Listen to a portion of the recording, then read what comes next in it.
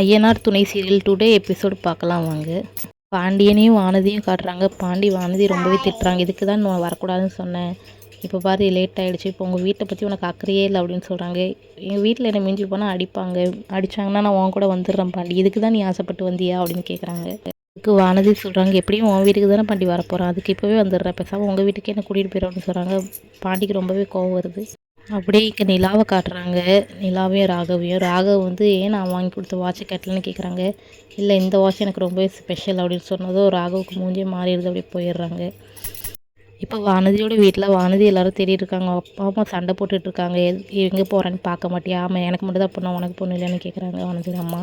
அவன் அண்ணன்லாம் ரொம்ப கடுப்பாகி தேடிட்டு இருக்கான். மெக்கானிக் ஷெட்டு போய் கேட்குறான், வானதி எங்கே நீ? அவங்க ஒன்றும் தெரியாதுன்னு சொல்கிறாங்க. இப்போ நிலாவையும் சோழனையும் காட்டாங்க. சோழன் டீ போட்டுட்ருக்காங்க. நிலா வந்து என்ன பண்ணிகிட்ருக்கீங்கன்னு கேட்குறாங்க. டீ போடுறவங்களுக்கு என்னமான்னு கேட்குறாங்க. நிலா வேணான்னு சொன்னதும் சோழனுக்கு வந்து அதான் நான் போட்டாலும் நீங்கள் குடிக்க மாட்டீங்களே, அதான் தெரியுமே அப்படின்னு. நிலாவுக்கு உடனே கோவம், ஏன் இப்படி பேசுகிறீங்க நீ? நான் வந்து ராகவை பற்றி உங்கள்கிட்ட பேசணும்னு சொல்கிறா.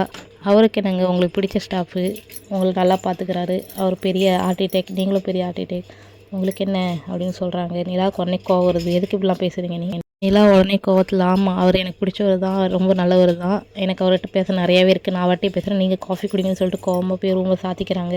சோழனுக்கு ரொம்பவே கோவம் வருது. நான் சோழனும் இப்படி கோவத்தில் இருக்காங்க. இன்றைக்கி இது எபிசோடு இப்படி தான் முடியுது.